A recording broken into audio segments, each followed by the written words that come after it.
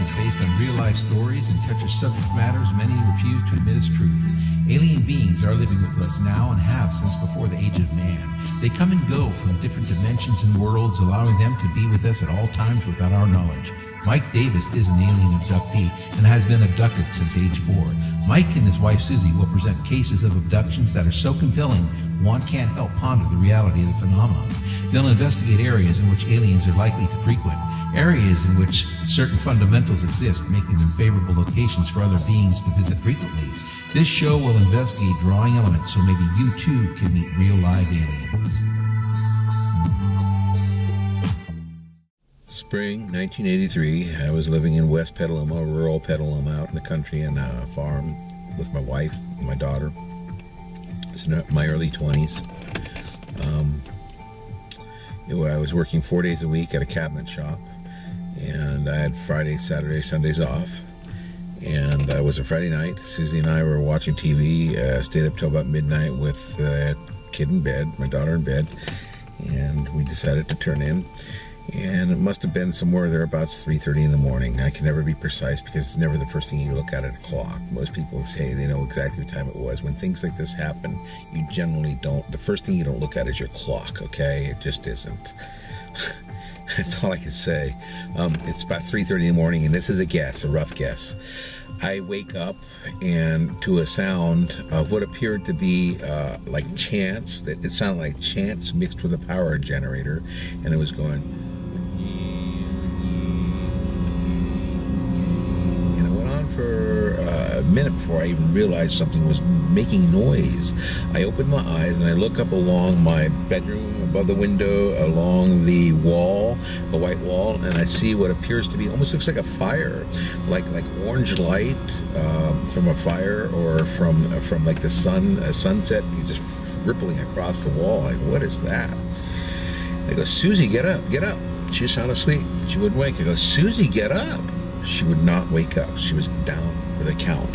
And so I say, oh, forget this. I want to know what's going on. So I get out of my bed, and I look back and I see the cat still out. And usually the cat gets up when I get up too, to check things out, see what's going on.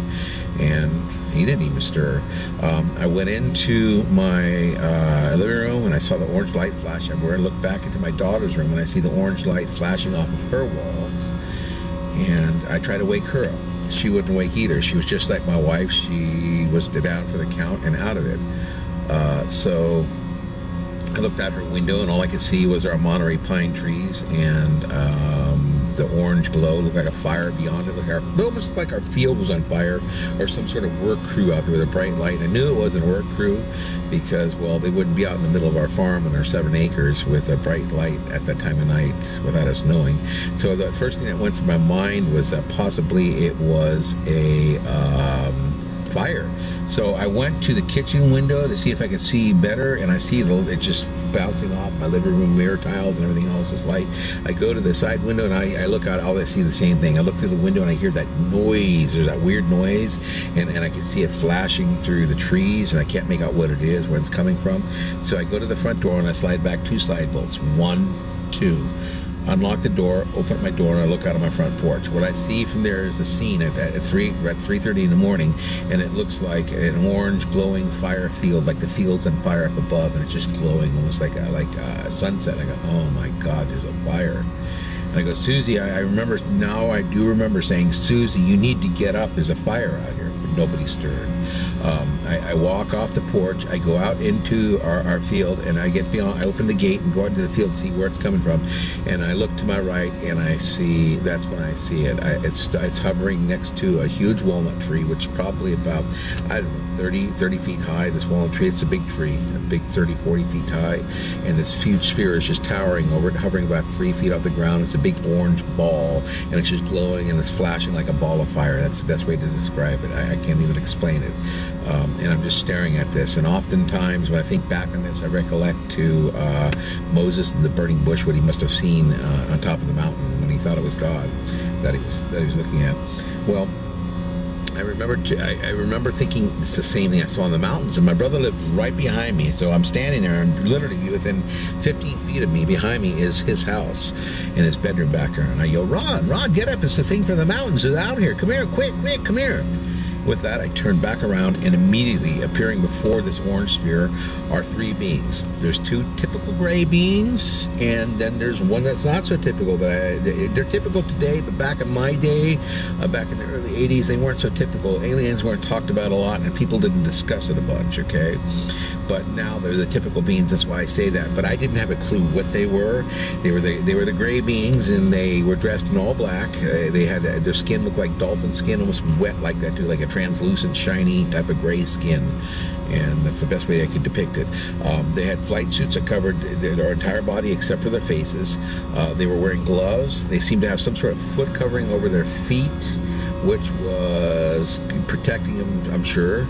And they were standing probably anywhere between 4 to 5.5 feet. These little beings. They weren't any taller than me. They're probably about my height, maybe a little shorter even. And the being in the middle was taller, 7 to 8 feet, looked much more humanistic, much more humanoid. He had the gray mixed with the fleshy colored skin. He was dressed in almost like a robe. The little beings had this like a spandex flight suit on, a black flight suit, and this being had like a loose-fitting suit, okay? It was very draping, and it was gathered at the middle, all black. And I just remember being terrified. I remember looking back at my door, seeing my door wide open, my front door wide open, thinking, oh my God, my family's in there, my cat, everything's in there, and I'm out in this field. I made a mistake coming out here. Why did I come out here? And I wanted to go back in, but I couldn't move. I was frozen in my spot. That's the only thing. I could barely move my neck. When I looked at my door, I'm looking at my peripherals this direction, like that. And I could see this, and then I'm looking at them at the same time. It's like, oh, this is terrible. With that, it was so overwhelming that the emotions just hit me so bad. I lost all control. I went to fall to my knees, and that's what I did. Last thing I remember is falling, and I don't even remember hitting the ground. The next thing I remember is waking up at my bed at 8 in the morning. Somewhere between 8 and 3:30 in the morning, there's 4.5 hours of missing time that I can't account for. I'm laying in my bed. My wife's already up cooking breakfast. The TV's going. My daughter's in the living room watching cartoons. It's Saturday morning, and I'm going, oh my God, what happened? What is going on here? And nothing was making sense. When you have missing time, confusion sets in, and you don't know. Usually, you see, when you know you're running late for something or like that, you can calculate for it because you know you're running late. When you are late and your time is missing, you can't calculate it, so it leaves a real confused feeling about you. I can't even explain it. I remember stepping out into the living room, and I had my robe on, and I sat on the couch next to my daughter. She was watching cartoons, and my wife was cooking breakfast, and she hands me a cup of coffee, and she said, everything okay? I guess she could sense that I had something on the mind, and I go, I'm fine. And I just sat there drinking my coffee, not saying anything. She's saying stuff, and I wasn't really paying attention. I kept thinking about the night before, what happened that morning or whatever. And she says, what's wrong? I said, I didn't want to bring up the subject because she's very old school Catholic. Her family's raised Catholic. But I said, aliens. What do you think of aliens? She says, they don't exist. I said, what if they did exist? She said, they don't exist. She said, I don't believe in aliens. She said, I believe in God. And I said, okay, the Bible. I said, you're raised Catholic like I was. These angels in the Bible, what do you think they are? And she says, I don't know. They're cherubs, like the Bible depicts it. I said, what? The naked bottom babies that the artist renditions do of these naked bottom babies floating around in clouds? I said, I don't think that's an angel. Do you really think that's an angel? I said, I think the Bible, I think whoever wrote that Bible tried to perceive something in a light that they're perceiving it all wrong. They didn't have the right twist or the right spin on what an angel actually is. And they misconstrued it. And she says, oh, she says, what? I said, maybe, do you ever think these aliens could be angels? And she says, why? I said, what if I told you I saw them? She says, where? I said, out in our field. She says, oh, they don't exist. She says, oh, please. She says, I don't want to discuss this. Really making me nervous. She wasn't very open-minded to it then. And I ended the subject. I didn't talk about it. Just like I didn't really talk about it to my dad. I didn't talk about it to anybody other than my brother, who's been with me when we saw stuff. So I kept it under my hat. I went down after breakfast. I got dressed, went down to my mom's house, who lives on the same property, my mom and dad. And when I get down to the parking lot, my dad is up on a ladder replacing the bulb and the security light in the parking lot. And he says, Mike, come here, hold the ladder for me while I come down. I said, yeah, what are you doing? He said, oh, I'm just, that bulb, darn thing went out. I said, oh. And he says, that's weird, too. He says, I just replaced that thing. And I said, when? He says, about 2 weeks ago. I said, he said, it shouldn't be out yet. I said, how long do they usually last? He says, I don't know, 6 months, a year? He said, they last a long time. I go, that is odd. And, I didn't put two and two together, the energy, the ball back then, but now I think back on it. And so he says, go in the house, talk to your mom, I'm going to go mow the lawns. So I go in the house, mom's sitting at the table, and she's reading the morning edition of the newspaper. She says, I'm glad you just showed up. She says, I'm reading an article here, she says, and it says that a Sonoma County Sheriff's deputy spotted a cross-shaped UFO hovering above the Sonoma Mountains. She says that it hovered for a bit above the mountains, then went down to South Santa Rosa, where the Cotati grade was, and then hovered over into the valley where we are, and then disappeared. And that was in the wee morning hours last night. And I go, oh my God. She said, I'm telling you this because I know what you've told me, what you and your friends saw up in the mountains, the spheres and stuff. And I just go, wow. I said, that is interesting. Because I'm thinking to myself, what happened? I didn't want to tell her what happened, but what had happened the night before. And, I said, she says, you all right? And I said, yeah, I'm fine. I'm just tired. I didn't sleep well. She said, you should go home and get some sleep. So that's what I did. I left, went home, took a nap. After the nap, I woke up, told my daughter, I said, let's go down, we can visit your cousin, my niece, your cousin, and you can play with her. They were friends. And we were visiting my brother. Well, I'm visiting my brother, the kid's playing, and he says to me, brother, he says, what the hell is wrong with you? What do you mean? He says, why were you in the middle of the field last night screaming, oh, run, the thing from the mountain, it's here, come here. I said, I wasn't out there. I denied it. I was embarrassed. He says, you were too. With that, his wife chimed in, and she goes, yeah, you were there, Mike. It was you. What the hell were you doing? Why were you screaming out there? And I said, you guys heard me out there. I said, why didn't you get up and look? And my brother said, I'm not getting up and looking for you. You're a moron. You're out there screaming. He says, I'm in bed. It's my damn Friday night. He says, I'm not getting up for that.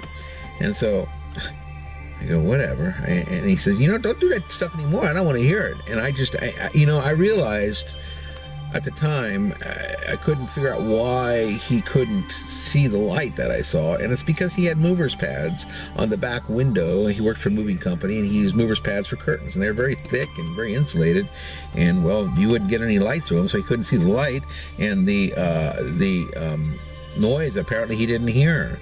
So we went home, and I went to bed. We ate dinner, I went to bed. Then that started a whole other incident. I wake up, probably about, once again, we have morning hours, to the feeling of being ripped out of my bed, being shot up into the sky, like I'm going through the roof of my house into the sky. All I see is the sky coming really fast to me, and all of a sudden I appear in this craft. And it was a craft. That's the only way I could describe it, as a craft. I didn't see the exterior of it. I wind up in the interior of it, the belly of, like Jonah in a whale, okay? I wind up inside of this beast, this craft. And inside of it was pure white. And the best way to describe it is a white light of God, a light that exposes everything. You feel very naked, like there's nothing, you can't hide from it. This light has got you totally exposed. And I was naked. I'm laying on a table, but there's no table behind me. I'm being levitated in the air like I am on a doctor's examining table. But there's no table there. I look to my head. There's two beings at my head and another being matching them at my feet. They were stark naked and they were completely gray. I know in my book I depict them as wearing black suits, but they weren't. I put them in clothes for my book, okay? They were completely naked and their skin looked like dolphin skin. That's the best way to describe it. That wet look, the gray, and light, a alive, like it's alive.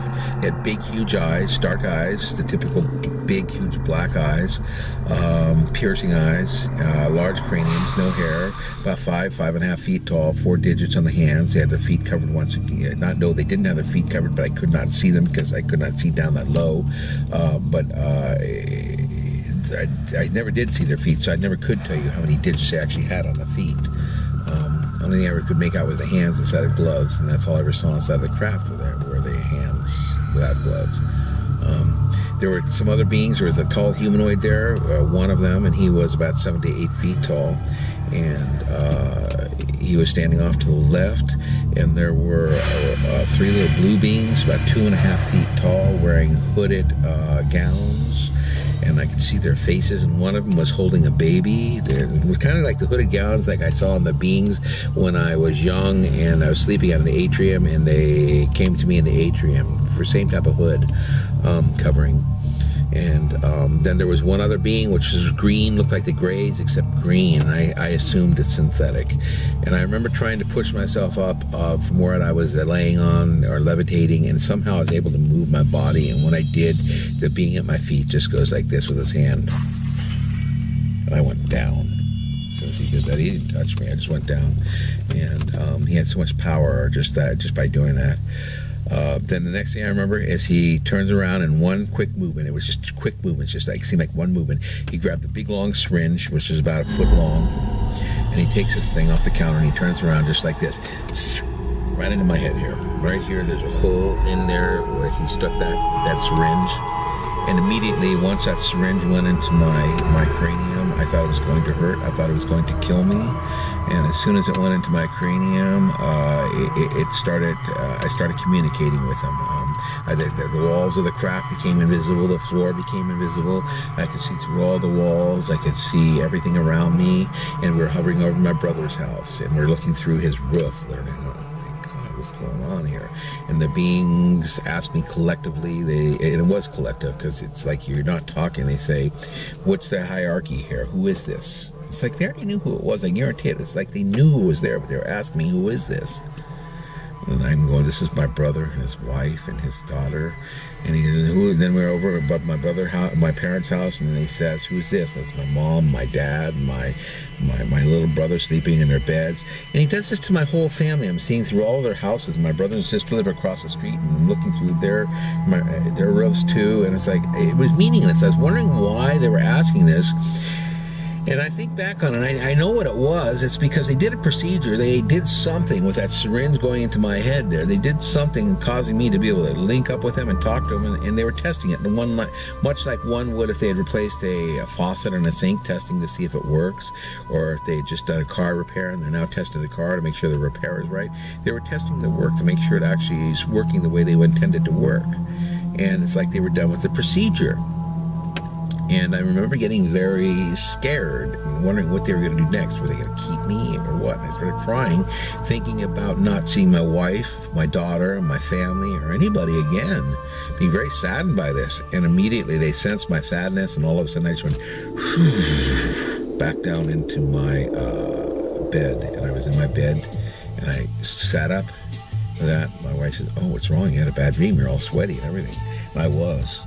And that's what I put it off to. I said, yeah, I had a bad dream. I didn't really fully understand and talk about what happened until many years later. And my wife finally understands what's going on. She understands a lot of it now. But she was afraid to talk about it like a lot of people are. And a lot of people in this world just don't want to admit it.